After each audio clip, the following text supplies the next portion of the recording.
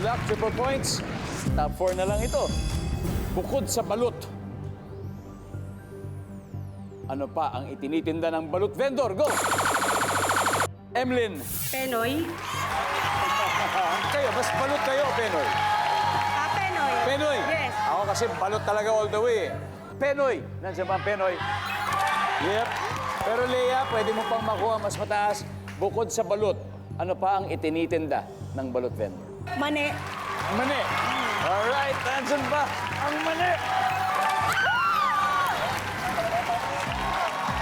Leia, pass or play? Siyempre, play.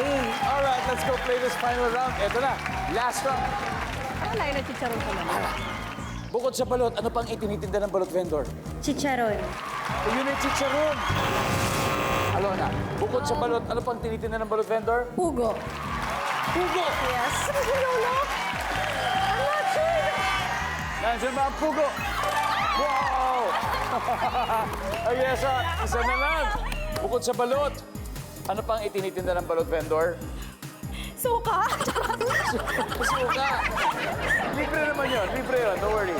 Suka, nandiyan ba si Suka? Wala. Eto na, baka ito na ito, Baywalk Buddies, time to huddle. Leia, kumakain ka ba ng balot? Oo, paborito ko yun eh. Bukod sa balot, tinitinda ng balot vendor. Isa na lang. Ano kaya? 3 seconds, wait. Okay, may time limit tayo. Baywalk Buddies, ito na ang chance ninyo. Milena, isang tamang sagot lang. Ang problema, kung mali kayo, mananalo sila. Ito na, Emlyn. Bukod sa balot, ano pang itinitinda ng balot vendor? Tubig. Tubig. Victoria? Water. Tubig. Tubig. Inumin or Ika? tubig. Tubig din. Alam mo, ito na naman sila eh. United as one. Tama, di ba? Yes, and the Ganyan pressure ba talaga is mine. dati pa ang Baywalk Buddies pagmula noon? Wala talaga. We stick together. Di ba? Walang lumilihis. Ang sagot nila ay tubig. Tamang-tama, Baywalk Buddies.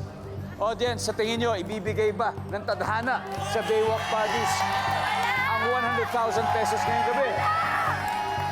Kung mali, mananalo ang Vixens. Let's see. For the win, nandyan ba ang tubig?